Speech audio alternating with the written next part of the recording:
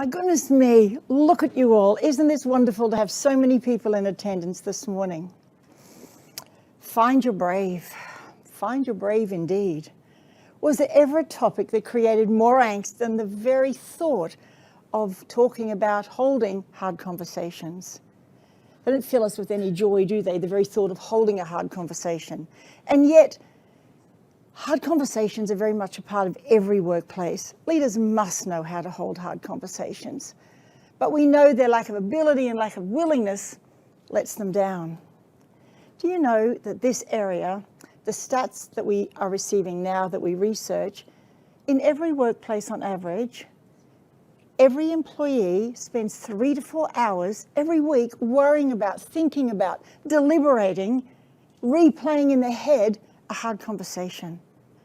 So you think about the lost productivity, you think about the loss of time, but think about all that mental anguish that's building up in every workplace. So what do we do? Because leaders must know how to do this. I can't promise you that you will walk away from my session today, my presentation, singing Joy to the World with anything but Christmas. But I can make you a promise. I can promise you that there's a way forward. I can promise you that there are 6 steps that will enable your leaders and managers to hold a hard conversation. Now that's exciting, isn't it? It's all right if you're not that excited because you don't know about them yet. I'm excited enough for everybody, so that's okay. How can I make that promise to you? Because for 25 years I've been working with leaders across different industries, in different countries, and I've been listening to their points of pain, and I've been listening to where the conversations collapse and why they fail. I specialize in people, in communication, in behavior. I'm a profiler, and strategy. So when I develop steps for leaders, they work. They're practical, they're logical, they make sense, and leaders love them because they work. So later on, I'm going to share those 6 steps with you, and you will understand why I can make that promise to you. But leaders in the workplace are struggling. They're struggling at the moment with our new world. You hear leaders say, oh, I want to get back to normal. Hello, we're here. We have hybrid workplaces. People aren't going back, working the flexible working we've got. It's here. We are here. So leaders have to change their style, their approaches, and really think about how they're going to engage with their teams. When they go to have hard conversations, it kind of ups the ante a little bit because they're struggling to keep them engaged, and now they have to have a hard conversation. Do you know that employees and leaders would rather pretend they like someone than actually hold an icky, sticky conversation? Do you know what our faces look like when we try to pretend we like somebody? It's not pretty. Let me show you something. So what happens is, you know, our normal smile, away we go, and then we see somebody in the corridor. I want you to think about Christmas is coming. You think about some of the rallies just quietly that you'll be seeing that you only see once a year. You know what I mean. But in the corridor, in the workplace, you see somebody coming towards you. You can't flatten yourself against the wall. So this is what happens. Our smile becomes fixed. Something happens to our eyes, they just glaze over. So the light's gone out of them, and then our eyes do this crinkly thing. And then we kind of look like this, and our nose kind of fits in twitching. So if you think people don't know that you're pretending to like them, think again. Now the expert, look at my friend here. Looks a bit like that, doesn't it? So do you crinkle people because they will know? There are expert crinklers in my experience, and it looks like this. See if you can note the difference. So they happy, they see someone, they walk past them. It's good to see you. They close their eyes. It's a moment. I exaggerated. It's so quick. They're expert crinklers. I want you to try it now so you get the feel for it so that you know your teams can see you. Did you know your faces speak? My kids have always told me my face speaks. Mothers have a special way of speaking, I think, with their faces. At least that's what partners say. But think about your face in the workplace. Many teams use your face when you arrive as the barometer for the day. You don't even see the whispering. They know what the day is going to be like. So let's try this crinkle cut, please. Try what the professionals do. So online, of course, we can see you all on the screens and you can see each other. Here, turn to somebody beside you. If you turn and there's nobody there, just make another decision so that you're looking at somebody, okay? So this is what happens. So remember, we're happy and the face goes with me. That would be you. Oh, that's it. Change that beautiful smile into fixed. And then the eyes crinkle a bit and the nose twitches. And then do the, oh, it's nice to see you. See? Exactly. So beware of the crinklers. Of course, be careful you yourself do not become a crinkler. So isn't that interesting that people would prefer to pretend than to be real? So what are we going to do about it? How are we going to help our leaders? Let me take you to these 6 steps because I know you're anxious to hear them and I'm anxious to share them. These 6 steps in my keynote, of course, we flesh them out even more than we do here. And in our keynote, I explain some of the stats that help people understand the real cost of this. We look at the 3 most common approaches that leaders take and why they fail. We have a ton of fun. We laugh a lot. We laugh a lot because I share some of those more awkward conversations. Has anyone ever had that feeling where people want to share something with you and you think, oh, thank you, and the face, etc. But never mind. So we have a ton of fun. So let me take you to these steps. Step 1 is around the issue. Some of you will be saying, the issue? Are you serious? Isn't that obvious? Oh, if only it was. Now, I've looked at all the people that are here today online and the significant levels of leadership. There's HR managers and CEOs, CFOs, hopefully no UFOs, and heads of departments. And you know the real cost of this, and you know what I'm talking about when I say, what is the issue? The issue, most people crowded, if they haven't had these conversations before, they collect everything from 6 months or 12 months. And then the issue from yesterday or last week gets lost. No. Drill down, what is the issue? Whatever happened that you never dealt with has gone. Gone. Part of yesterday. This is a fresh canvas. And by the way, if you're in a situation where you think, oh, I'm not sure, for goodness sake, go and get some support and help from your manager or HR. Back to this. So the issue, what are the facts? What's the example you're going to give somebody to support what you're saying to them? Really important. The next one's the person. Most people don't ever think about this. What do you know about this person? Are they a crier? Are they a distractor? You know, the ones that take you down here, and you think, oh, goodness, we're going down that valley again. No. So you build in a strategy to manage that because you've thought this through. I'm just going to stop the steps for a minute right here because we know that this is such a complex area. There's so much more that goes on than just 6 steps. Remember, though, in my presentation, I introduce these through story so that everybody understands the context. Straight away, they get why, the purpose of that step. And then they know how and what to do. It's so much easier to find your brave when you know what to do, because you can find your voice, because you know what to say. So I've just stopped this for a wee moment. There are 2 other areas that impact the effectiveness of this. These steps work. Oh, by the way, wherever the hell win-win came from, can we just get rid of it? If any of you have ever had a really icky, tricky conversation, I don't see either party skipping away and, well, that was a win-win. And if you've ever had to terminate somebody, you've just given someone a life-changing experience, no matter how respectful or effective you were. They're not exactly feeling that it's win-win. And if you're the person conducting that, as I have many times,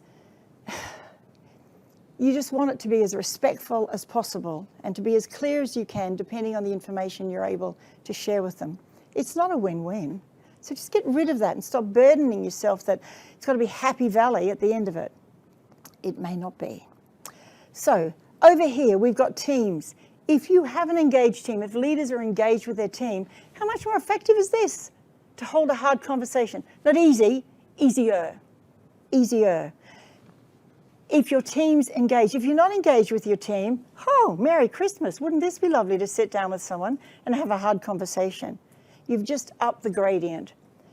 But here's the other thing that I'm going to talk to you about. I cannot believe that busyness and time could be the reason that this isn't done. And I'm talking about the ability of managers to acknowledge. It's an art form.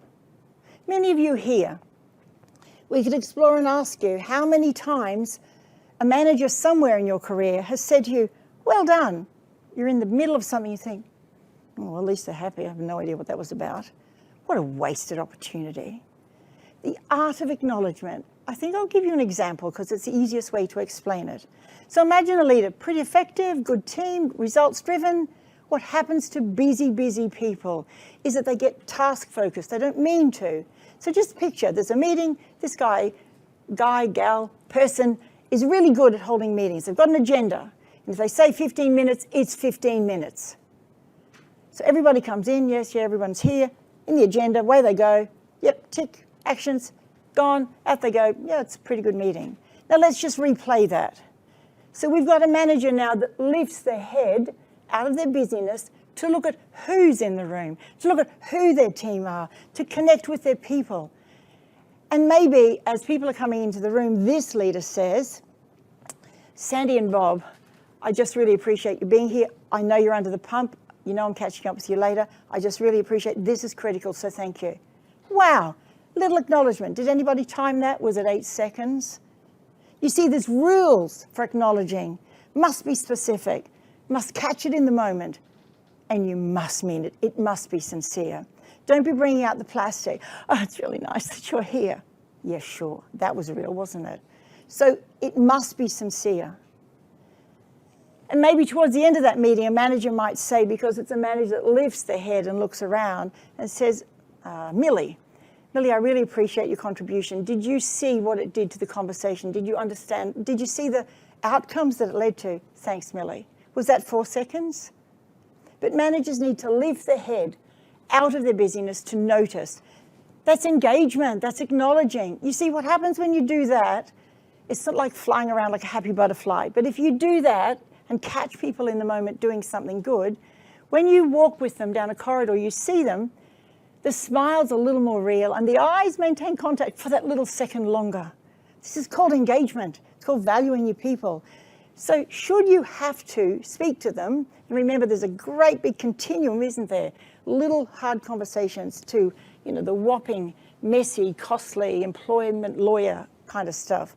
We all know that if leaders learned how to do it here, then the need for these ones would be reduced. So let's just replay this a bit. So say that, I hope nobody here is called Gary. If you are, please, I do not have any reference to you. But let's say the same leader meeting, there's Gary. Gary was a bit, streperous through the meeting. He just was a bit of a painful peanut, really. So the leaders, people are going to say, Gary, can I catch up with you? So there's nobody there, doors closed. And this is my style. Keep things conversational and real. I'd be saying, hey, Gary, what was the story? What happened? I don't accuse. I don't make assumptions. I just ask the questions. You see, we're having a bit of an icky, sticky conversation.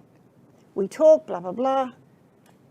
He kind of doesn't want to do it again because I don't ever want to have with somebody the I'm feeling disappointed conversation. That's a whole other thing. But you can see what I'm talking about, the art of acknowledgement. Now let's come back to our steps. Your mindset. How powerful is our mind? If we feed it things, it will help us not to do things, or we can feed it things that will help us to do.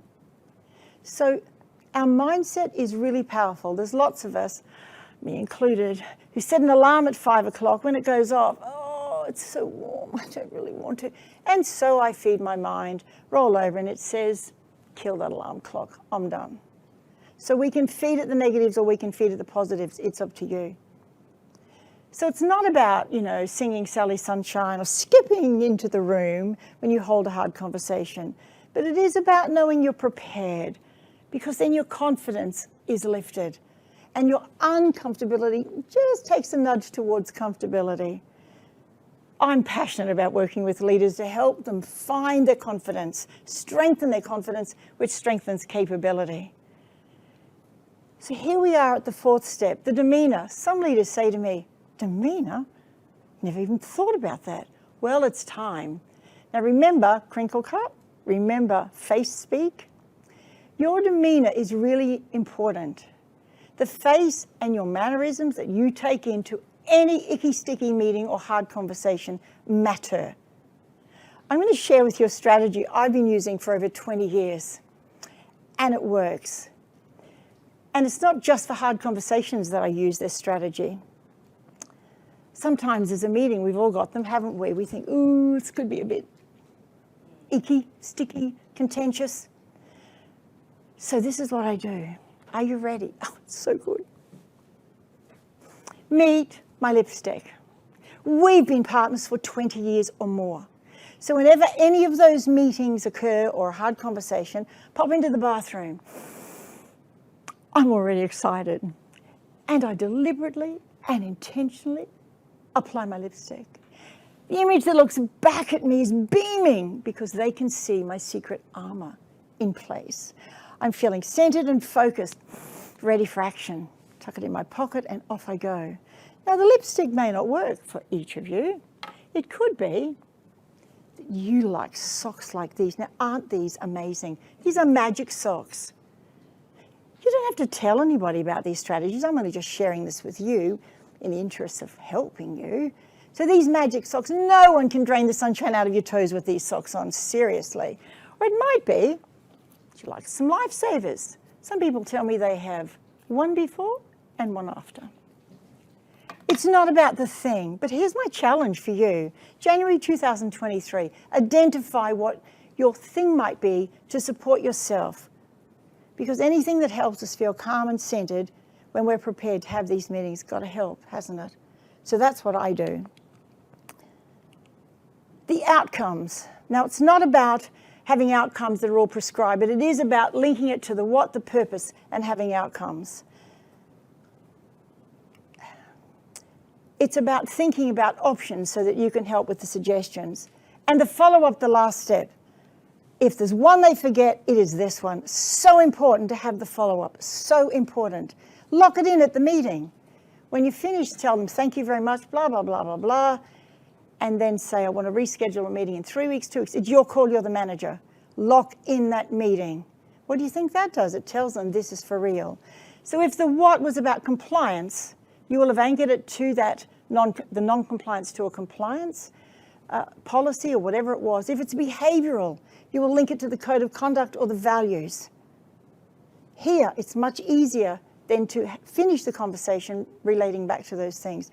There are those 6 steps. What do you think? Aren't they incredible? Can you see that these 6 steps form a navigation pathway? Leaders soon learn that each one of these steps is a standalone step on its own. So they leave richer for the experience of the presentation. Today, you've learned about crinkle cuts, about face speak, and you've got a strategy in place, an action that you can action by January 2023. Let's work together. Let's reach as many people as we can so we can remove some of the angst from these workplaces and help leaders to find their brave so that they too can have those conversations that they need to have. Thank you.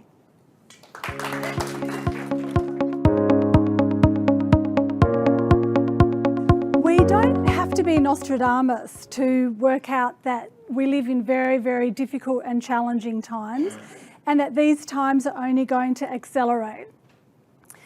And when we're faced with difficulties, it's very hard to be generative and open to possibilities.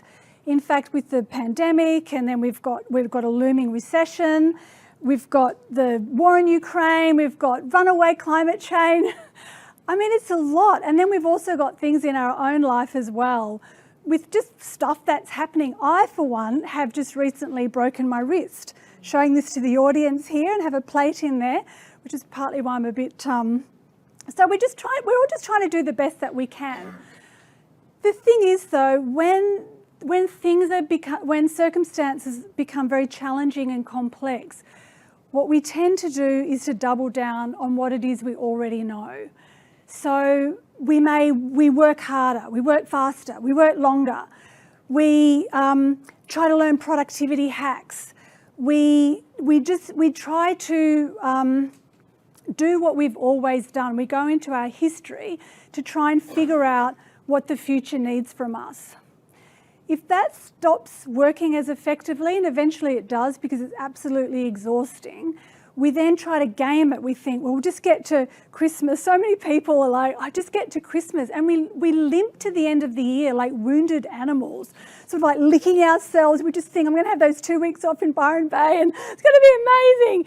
And then you get there and it's just like kids, and it's just and then you're back at work, you think, and then you think, just get to Easter. And so we're constantly like this. We're like dogs chasing a car we can never catch. And if that stops working, then what we do is we tune out, we check out. It's just too hard. It's like, I didn't sign up for this. I don't want this.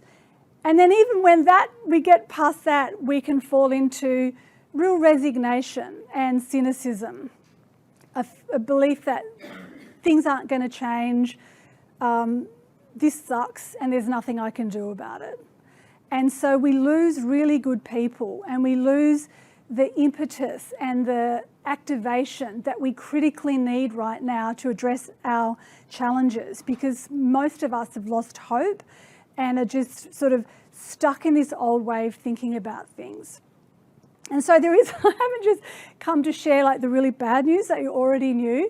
There is actually a way around this, a key missing ingredient that many of us, we may have heard the word, but we don't truly activate, and that's mindsets. So I've been working with mindsets now for 25 years, and it was the key foundational piece in the work to end hunger around the world. And initially I grappled with this because when you're in a village or a community with people who have very, very real entrenched struggles and difficulties, like there's absolutely no denying what people are going through. So whether it's being married too young, like giving birth too young, lack of access to sanitation, fresh water, huge corruption, these are like entrenched issues. And the mindset of people becomes one of, it's always been this way and it will always be this way. There's nothing that I can do, which makes absolute sense, right? We would all feel totally the same way. It makes complete sense. And so then what the world tries to do is to do stuff to these people, feed them or house them or do things. But it doesn't recognise the absolute fundamental power to make change in our world is from the people themselves. And the access to that was mindsets. And initially I was a bit dubious about this. I felt uneasy. I was like, really, mindsets? If I'm sitting with a family in Ethiopia, it just felt like almost a bit like victim blaming because the circumstances are so overwhelming. It just felt uncomfortable. But as I sort of lent into the work, it made sense, and in fact it became the key driver, because the circumstances are always going to be challenging, but they don't get to determine who I am in the face of those circumstances. And changing people's mindsets from I can't, it's always been this way, I have no power, God has abandoned us, to I can, to then we can, was the thing that actually changed outcomes and lives in villages. And I've now seen this around the world. So activating leadership mindsets in literally tens of millions of people and seeing them awaken into, yeah, things are really tough. There's absolutely no denying that. But I get to say how I show up and what we do in our community as a result. I'm not a passive person that needs to, can't have any say. And it's been such a huge learning for me, and one that I've tried to keep using in my own life as well. And so for you in your organisations and in your own sort of human life, obviously we're not facing those levels of challenges, but it doesn't take away from the real anxiety, the pressures, the stress, the exhaustion that we're feeling, and that is absolutely human to feel. And mindsets may be one of the ingredients that you haven't yet activated to help you, your team, your organisation move through. And there's some really good research about this. So Kelly and Shaninger ex-McKinsey people wrote this fantastic book called Beyond Performance. And in their research, they said executives at companies that address mindsets were 4 times more likely than those that didn't to rate their change programs as successful. Deloitte Consulting said so much of what needs to change in organisations comes down to mindset. 21st century leaders are expected to have a growth mindset. And in the Science Direct Journal, only 2 years ago, 75% of organisations rated their leadership development programs not very effective. I'm sure many of us can relate to that, right? Sitting in another offsite or another training or even being coached may not feel like you're getting the traction. But this is because the most overlooked is specific attribute foundational to how we think and learn and behave as leaders, and that's our mindsets. So mindsets, that's fine, Cathy, but what actually are they? So mindsets really are the way we think and see the world. They're like glasses or lenses that we have, and they're our beliefs, our assumptions, the things that we say about ourselves, we say about other people. They're the labels that we give ourselves. So I can't speak at that meeting, I'm shy, or I'm the sporty one, so I'm not going to be really good at going to uni, for instance. We start to develop these mindsets as kids, and then we just sort of hang on to them over time. And they start to shape the way and the things that we do in our world. So I don't know if anyone else here saw that great show on ABC iView, Muster Dogs? Anyone see Muster Dogs? So cattle dogs essentially set out and they are mustering sheep, cattle into, across northern Australia and these vast things. And the sheep, the cattle just kind of end up, they're mooing and carrying on, but they just sort of end up in a paddock somewhere and they don't even know where they got there. And our lives are like that. Our mindsets are like these muster dogs, and we get herded into a life and into old ways of behaving and acting, and we don't even like it. We're not even feeling empowered, or we want to reconnect to a sense of joy and purpose, but we've just sort of lost how. And that's because old mindsets, old limiting beliefs are actually guiding you. They actually get to say, they've shaped your life, they've shaped your career and shaped your relationships. There's absolutely no doubt about that. They get to say what you say yes to and what you say no to. And because they're like a blind spot just out of sight, it's really hard to see it. And I almost didn't become CEO at the Hunger Project because of a limiting mindset that I had.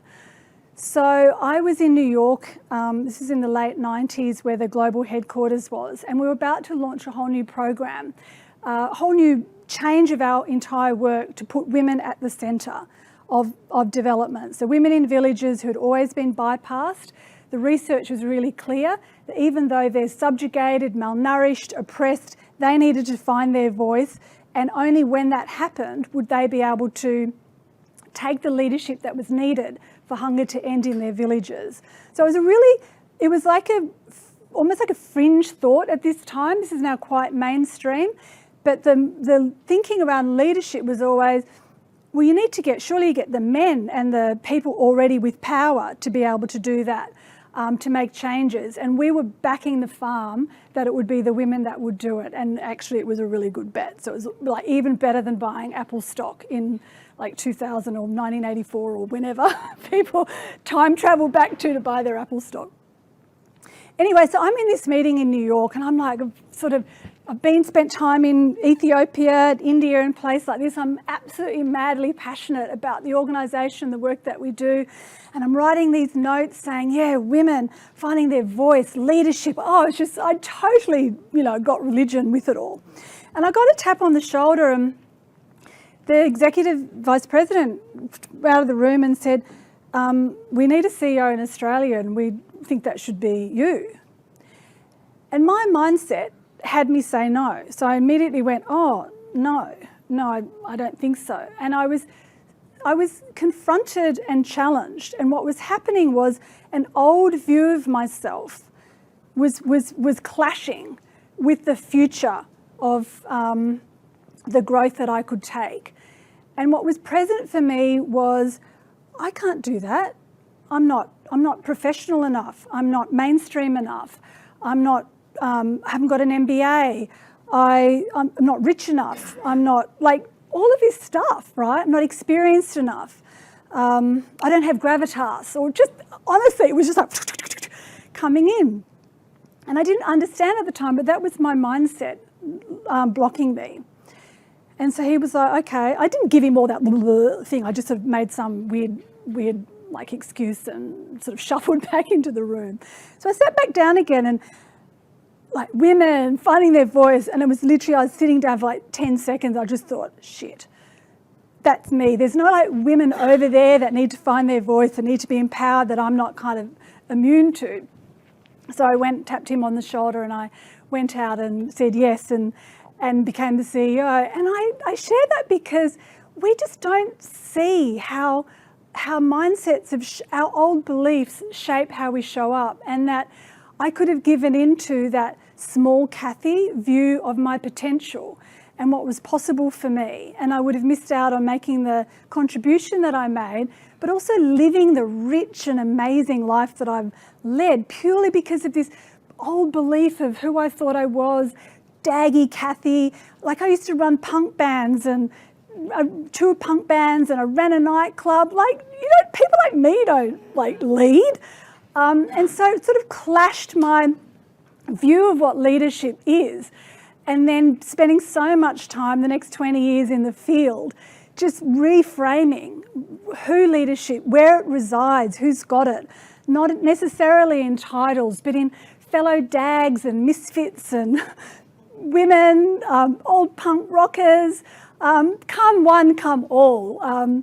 With the shift in mindsets, we're able to liberate and activate leadership among many. So instead of leadership being a one-to-many proposition, with the use of mindsets, it gets to be a one-of-many proposition. So it's not just me and village women and other people who find mindsets as the key ingredient. It's really good for organisations as well. And a classic example of this is with Microsoft. So in 2014, Satya Nadella became the third CEO that Microsoft had ever had. And he took over a company that, it was still a massive organisation, obviously. But for the last 10 years, previous 10 years, its share price had flatlined. It was considered a really toxic place to work in tech. And they'd launched a few products, not that many, and they'd all sort of failed. Think of Bing and Zoom and stuff. And when he took over, he knew that they needed to get on top of the culture. That was going to be the way to reinvigorating Microsoft, which I thought was so wise of him to think that, because often we go to the technical fixes of, we just need to do something. He invested in his people, and mindsets was the avenue for that. So they discovered that organisationally there was a mindset at Microsoft which they called know-it-alls. So they just knew it all, which sort of tracked because, you're smart, you come from the best universities.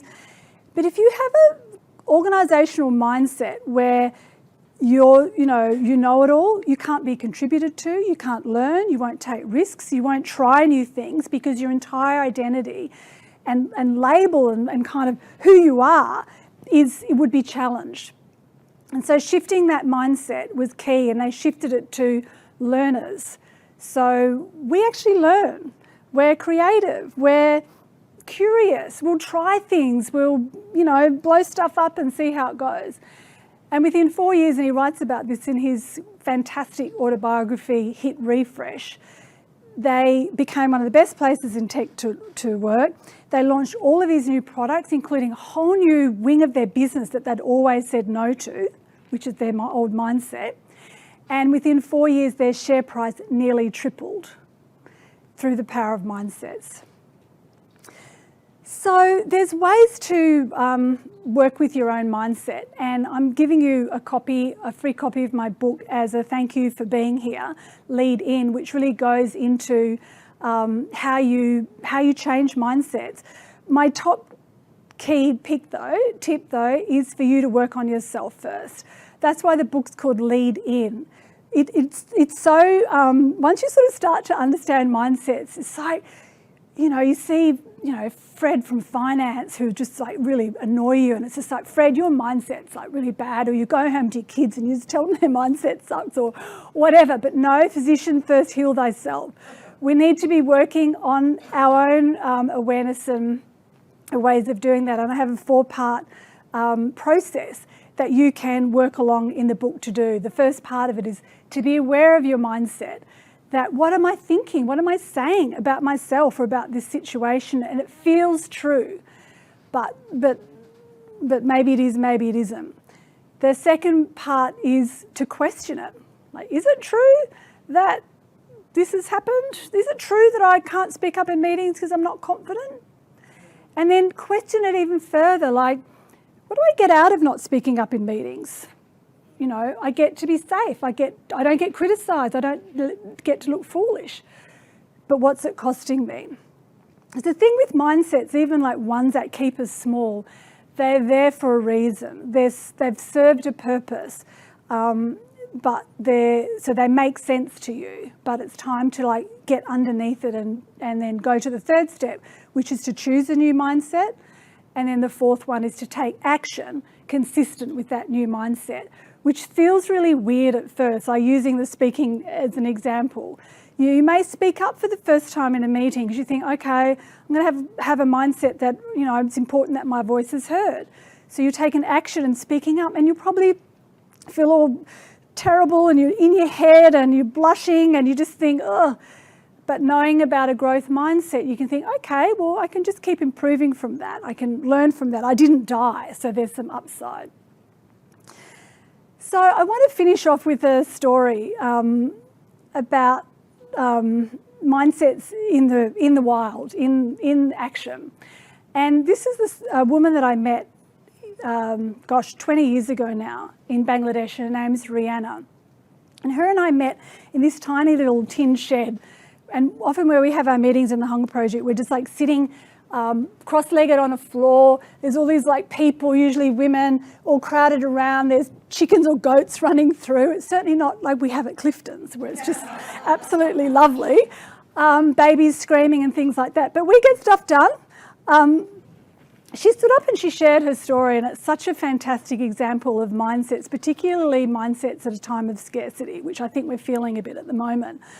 So she had no education. She grew up in her community, like the whole country, particularly at the time, highly patriarchal, limited freedom of movement for women, very low social standing. Like women, just no one listened to them or heard from them. She was very poor, really struggled to feed herself. But that's just how it was. She was quite fatalistic about it. That's just life. That's what I am. I'm just a poor woman. No one will listen to me. And also, why would they? And she became engaged in the Hunger Project through this process of mindsets and started to think about her thinking for the first time. And she started to create a vision for what could my life be and who could I be as a leader and what could happen. And this was the first time she started thinking about these things. So she joined a small group of other women who supported each other, this sort of sitting together to work together. And one of the things that they did before they met once a week was to put aside a fistful of rice. Every day they'd put a fistful of rice aside. They'd come to the meeting with their rice. The rice was pulled, then sold at the market and for some money. And each week a new woman would be able to then have a little bit of cash to start her in her economic journey, right? And she was like, what am I going to do? What will I get? And she decided to go for chickens. So she only had enough money for like 1 or 2 chooks, but obviously there was roosters involved, mating happened, the glorious birds and the bees all happened, and she started to build up a little poultry business while still working with the other women, while still starting to rethink about herself. She wasn't now being defined by her circumstances, because circumstances don't, they happen, but we still get a chance to decide who we're going to be, even in the worst circumstances. Anyway, eventually she bought a cow, small cow, and she had this little dairy business going on. And it really changed something with her. She just became sort of more, she started looking out into her area and saying, well, who else can I help now that I'm feeling like I've got a bit of a future? And she found out that her 12-year-old female cousin was about to be married. Now, child marriage is illegal, but highly practiced. And in the past, she would have thought, oh, well, that makes sense, you know. But she was just like, no, this shouldn't happen, and I'm going to stop it. So she went down to the family who was preparing the wedding feast and said to them, you can't marry this girl. And they basically said, get nicked, butt out, we're marrying her. And she didn't stop there, because her mindset of what she wanted for her community and who she felt she could be to bring that about had irrevocably changed. She went to the imam, tried to get him, the religious leader, tried to get him to stop it. That wasn't successful. And in the end, she got together this group of her women, her buddies, her co-conspirators, and they went en masse to the family and got the wedding stopped. And I was there 2 years later, and the girl was now 14 and she was still not married. Although interestingly, parents were like still really bitching about it, which I also quite liked that, because not everyone's going to get on the change program, but don't let those people drag you down. And there's a postscript to this that I want to finish with. A few years ago, I was back there. I've spent a lot of time there, but I was back there.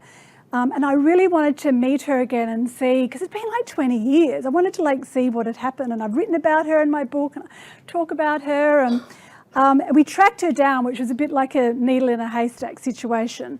Bangladesh is the size of Tasmania with 170 million people in it, right? So, and I'm like, this woman called Rihanna, she's like this high. Anyway, we found her. This is her here. She'd built for herself this beautiful 4-roomed brick house. We sat on her little porch. We had this like tablecloth out, and we sat drinking tea together, and it was just this incredible reunion. And I was sharing with her through an interpreter, and I said, you know, remember that time when, you know, you went to the imam and you stopped that marriage, and she was looking at me really blankly, like, and I just thought to myself, oh my God, I've completely made this up. Like, I've met so many people in villages, I just totally, but you know what? In talking to her, she then shared that there has been 35 child marriages that she had stopped. 35. So this one that I was so sort of was, you know, that kind of details all sort of blurred into each other. And for me, this is the most perfect example of why mindsets are so powerful. Once you get it, you can't unget it. You might fall back from time to time, we all do, with our old beliefs, our resignation, our feelings of hopelessness, our loss of possibility. But with activating leadership mindsets for yourself, your team, your organisation, in your community, this is our biggest advantage to being able to bring new thinking and open up new possibilities to deal with the circumstances that we now face. Thank you. I want to take you back 50 plus years. How about that? Some of you in the room probably can't go back that far. Some of you can. For 50 plus years, there was a young boy in the backyard down the Gold Coast who was playing cricket in a net that was created by his dad out of prawn trawling nets and old TV antenna. And that boy was dreaming about playing cricket for Australia. The other reason for the nets that were there was to protect the garden and the windows, of course. But that dream was something that that young boy continued to pursue for as long as he possibly could. And I'm sure sitting here, many of you have had lots of dreams as well, lots of things about the future. When you cast yourself back to that little person that you were one time, and what was it that I was going to be in the future? And so hopefully you've been off and you've been trying to chase that dream down. Well, I did for a while, till basically ambition went one direction and ability went another direction. And there were a group of people called selectors who said, good luck, go and get another dream, which I did. So I continued to dream, and I continued to look in that world of possibilities. And it's always been part of my coaching approach, and that is to have one foot in the future always, to dream, to vision, to look at possibilities, to search out what might, as I say, be possible. But the other foot's got to be very consciously planted in the present. It's got to be in reality. It's got to be doing what's right in front of you, because of course as a coach and in sporting teams, but in business as well, if we actually don't get through today, there's little chance we get to play in the future. So let me fast forward that a little bit for you to 30 years beyond there, and I was applying for a job called the head coach of the Queensland cricket team, the Queensland Bulls team. And I went into that room, and Queensland had never won this holy grail. So again, you can cast your own mind into your own businesses and what's the holy grail of your business? What's that trophy maybe that you haven't been able to put on the cabinet? What's that market share maybe that you're actually striving for and haven't been able to reach? So Queensland had never ever won this Sheffield Shield, 69 years of trying.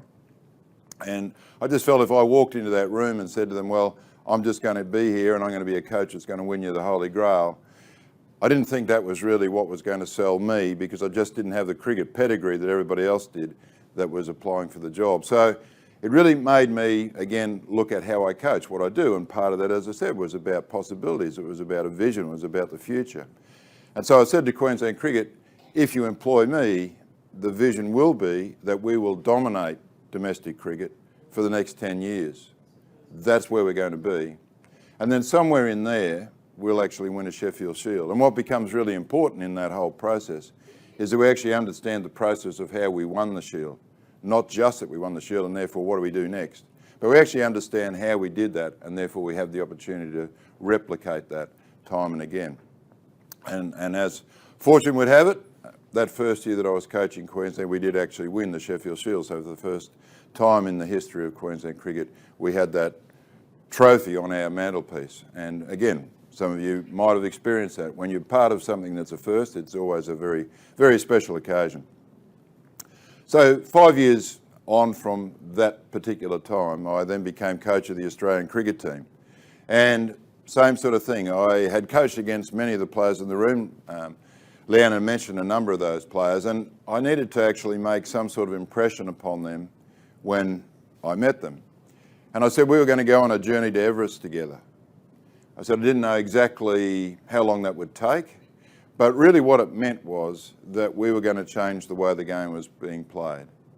So we all operate within rules and regulations, no matter what the industry, but within inside that boundaries that we all operate in, we were going to do it differently. We were going to set the bar for how the game should be played.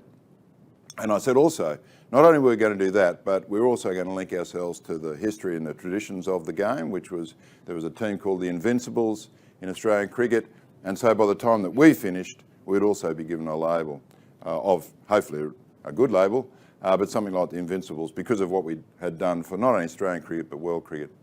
And so to do that, it was about examining all the technical, physical, mental, tactical and team skills. So let me give you an interesting example. And at this stage, I always really like to know how many English people are in the audience. And I'm sure there are a number that are sitting at home, and I'm not sure about the audience here. But down in that bottom corner, you'll see 2005 Ashes. And we lost the Ashes to England. So that's where all the English fans at home and in here can put their hands up and big smile, fantastic result. But what it meant was, for me as a coach, there's one thing you can do in Australian sport, and that is you cannot lose to the Poms. Because if you do that, then your job's on the line. Yeah. So I came home to the fact that the board said, right, you need to come down and front us and justify why you should become or continue to be the coach of the Australian cricket team. I've been coach for 6 years at this stage. We'd done just about everything in terms of winning, but losing to the Poms was a no-no. So it was time that I had to face the board.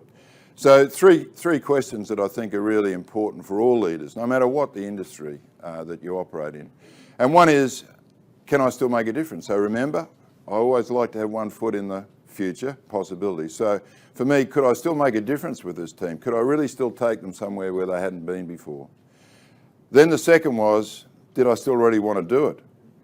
You know, did I have the energy or the passion, the desire? You know, we had 35-year-old children in the team.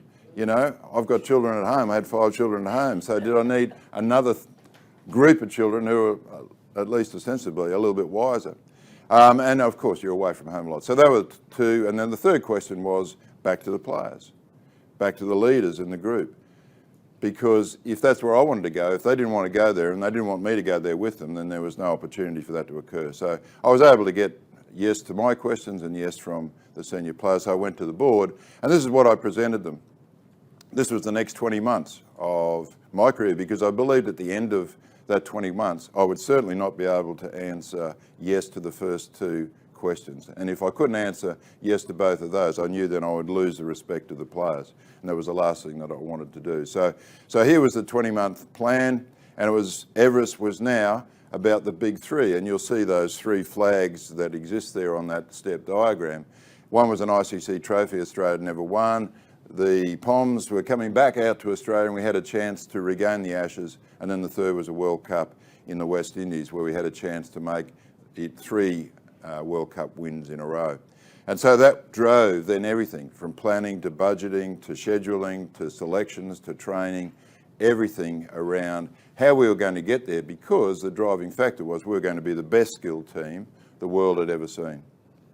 And so that's what drove us through. We did actually climb Everest and got there in 2007.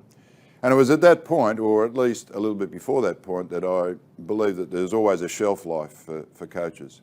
And I was wanting now to take what I'd learned over 15 years plus of being a professional sports coach and take that back out into the corporate world. And that's really what I'm going to touch upon now.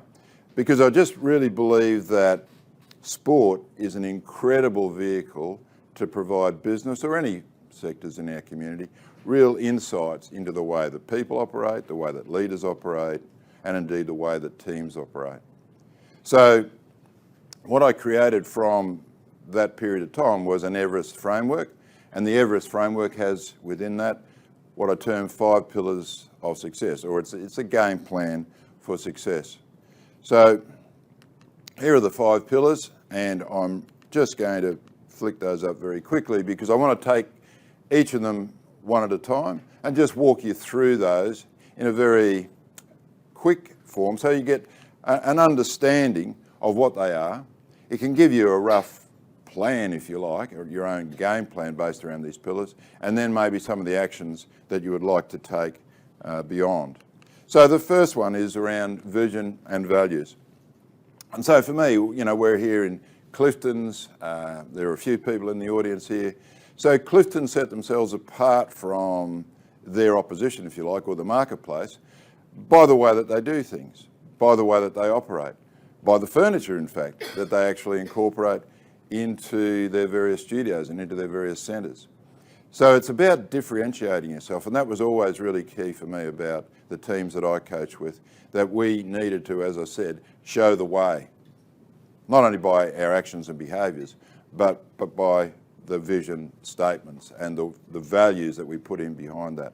So does your vision and values, does it actually differentiate you from everywhere else, or can you just cut and paste yours and place it in any business that you see?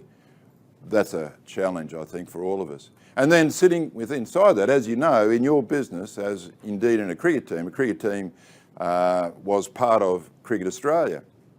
Cricket Australia was a large, umbrella organisation, and so it had as its vision, it wanted cricket to be Australia's favourite summer sport. So as I said, I had that meeting with the teams, with our Australian team, and I just didn't feel like I could walk into the room and say, well, look, the vision for this cricket team is we're going to make cricket Australia's favourite summer sport. Isn't that great, guys? I think most of them would have kind of either walked out or shown me the door at that point in time. So that's why I created this notion of Everest and changing the game, because it played into themselves, it played into their status, it played into this notion of being world class. And so within that team though, then there are other teams. There is a fielding team, there's a batting team, there's a bowling team. And so the same in your business. We're all wheels within wheels. And so when I talk about this notion of your section or your unit and your strategy, I created a vision that I thought would be really impactful for the Australian cricket team. And if we could achieve our vision, if we could head in that direction, then that would help the overall organisation. And so it's the same for yourselves here, and then it was the same for what I was doing with our various units. Now, the second pillar, success pillar, has three parts to it. First is the leader, and we've heard a little bit about leaders today. But it's an old cliche, but it's never truer. Leaders have got to lead by example. Leaders have got to walk the walk and talk the talk. If they don't, or if they do it inconsistently, then as a person that resides in that organisation, why should I do it? Why should I go out and do whatever I'm being asked to do, even if I don't believe in it, when the leader doesn't value that either?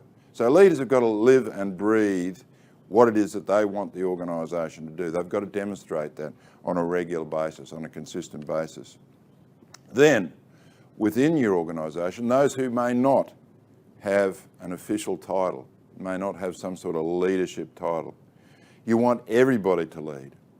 And so, to me, the easiest example, again, would be, e.g. if we used Clifton's today.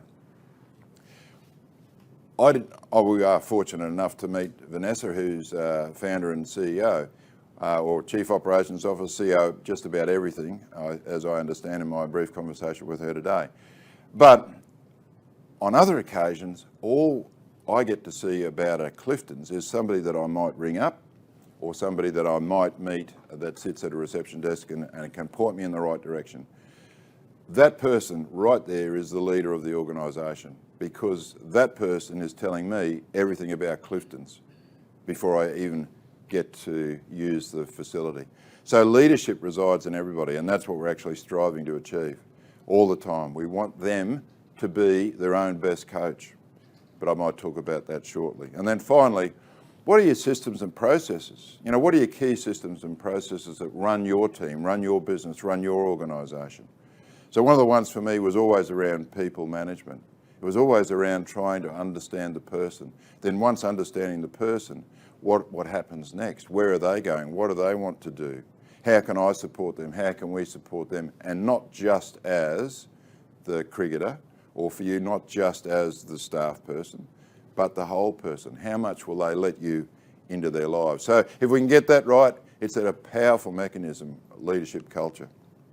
The third is around our learning environment, and that is tied in very much to the everybody leads notion, that what I want is to understand what goals, you know, what are the goals that you might have in this organisation? What are your skill goals that you want, you know? So that may mean that we're going to actually skill you up, but that might also mean you leave. But that's, to me, that's okay, because I've had a positive influence on your life, and now your life is taking you in a new direction, or it's expanding your career, which we couldn't offer here.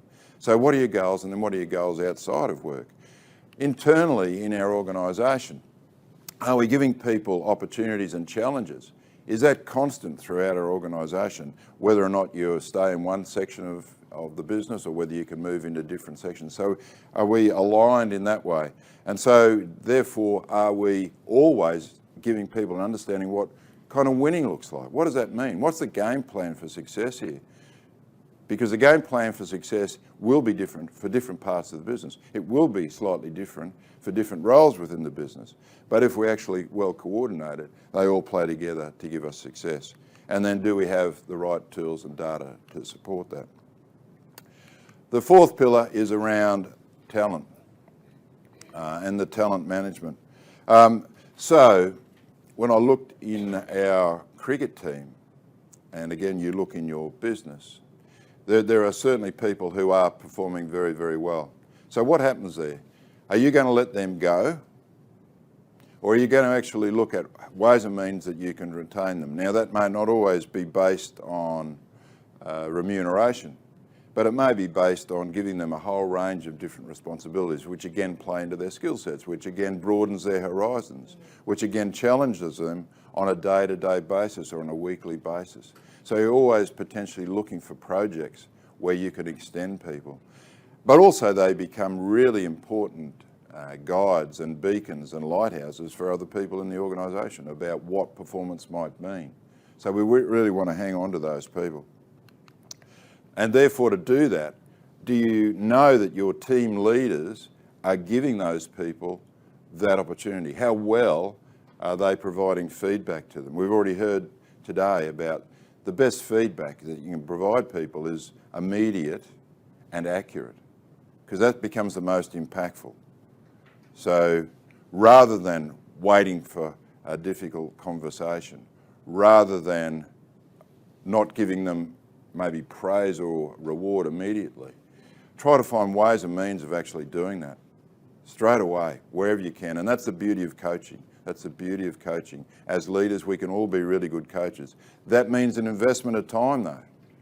That's an investment of time. It's not about you saying, I haven't got time.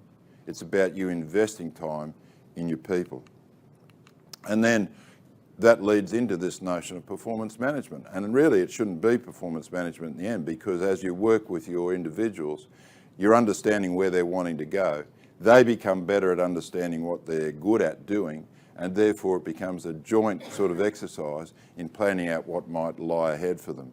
But it's so important to provide that feedback, as I mentioned, and that then says, well, yeah, we are, or we do have, or we do want to espouse a really strong coaching culture within our organisation, because we do want our staff, I mentioned the reception person, we do want our staff to make exceptionally good decisions on behalf of our organisation all the time.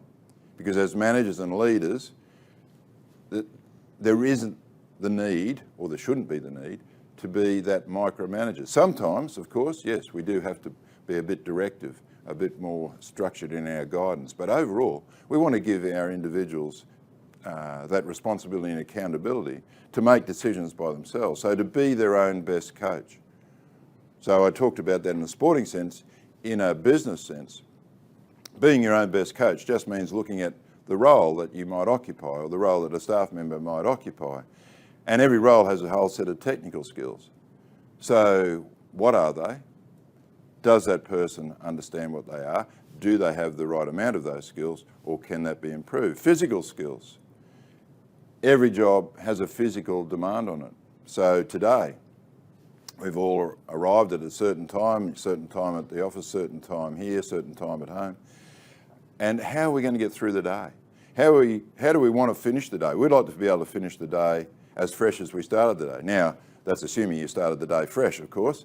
But we really want to be able to cope with what the day is going to throw at us in the best possible way. And physically, that means we need to be on our A game. And so that could mean, a few coffees at the start of the day. It means nutrition or rest or going for a walk. And then it's recovery time at the end of the day, because when you get home, maybe there's family there waiting for you. So it's time to close off the office space, deal with the family time, and then recover in sleep generally for the next day. Because business, a bit unlike sport, is in competition every day. So you don't get the luxury that sport has. Sport plays on the weekend, in broad terms, plays on the weekend, has a few days off, and then plays again on the next weekend. And those few days, it's all about recovery and then preparation for your next game. But in business, we finish the day, as I said, we have an overnight recovery, and then bang, we're into the competition the next day. The world doesn't stop because we say, gee, I'm a bit tired today. Just put a hold on the time for at least 3 hours while I catch up, and then I'll start the day. No, business is going 24 hours a day, 7 days a week, every day of the year. So we're in competition every day. So we need to be able to front up every day. And then there are the mental skills. The mental skills are around just how am I in that moment? So we've had those conversations this morning. If I am talking to a staff member, I won't try and have the crinkle look. I will certainly want to be engaged in that conversation, because the person that's listening to me picks up on my vibe so quickly, as Velia has already said. And so if you're not in that moment, you're not listening to them, you miss all the nuances that are in the conversation, because often it's not in the words that they say, it's what's sitting in between the sentences. So we need to be in those moments, or in a project, we need to be right in there and giving our 100% to it. So everybody will have those routines. You have that ability to switch on and switch off. And that really means you've got a clear mind, because the clear mind allows you then to access the last set of individual skills, which is your tactical skills. Your tactical skills then mean that for some of us, we might have a little bit more experience than the others. In other words, there's a lot of knowledge and experience that resides up top. And so if we've got a clear mind, that means we can dive up there into those files and maybe pull something out. But at the same stage, we also realise, like me, that technology is well in advance of me and didn't grow up with it. So therefore, if I've got a clear mind, at least I can kind of size up what maybe the problem is, and then I know I need to go somewhere or somebody who can help me sort that out. So that's being your own best coach, so that if you can operate with a clear mind when you need to make a decision, it'll give you the opportunity then to make the right call on that tactical knowledge. So there's the decision process, and then you use your technical and your physical skills to execute. And that's all that happens on a sporting field, but it happens every day in the work arena as well. And finally, success measures. So when I went back to that Queensland example, or I talked about the Australian team, or in fact I talked to a whole range of individuals, results are important. There's absolutely no doubt about that. Results are important. If we don't get results, we don't stay in business, or the team is losing, so the coach doesn't get to stay in the team either, or some players get dropped. So there's absolutely no doubt in this world, results count. So we've got to get results. And as I was saying before, that it becomes really important to understand, though, how we get the result. So that's the process of. So therefore, yes, we'll have our KPIs and whatever numbers that maybe our stakeholders and our shareholders are looking from our business. So we're trying to hit those numbers. We're trying to get those numbers.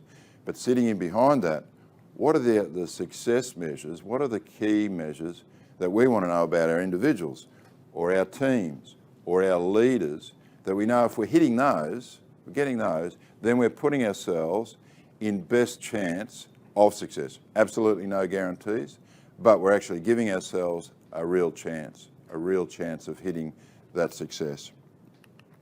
And then the last couple of parts, do we in our organisation, might double up there, let's try that, no. Let's make sure that digitally we've got everything there to support our metrics. And finally, our rewards and recognition. So rewards and recognition really become an important part of driving that whole culture. So we reward and recognise behaviours and actions that we believe are important and are going to drive our culture. So, over to you, and given that sort of insight, Everest Framework, 5 Pillars of Success, what's your biggest impediment to you becoming world class? And of course, I'm assuming you might want to. All right, you might want to actually understand what's possible for your organisation. So if you do, I look forward to having a conversation with you about that.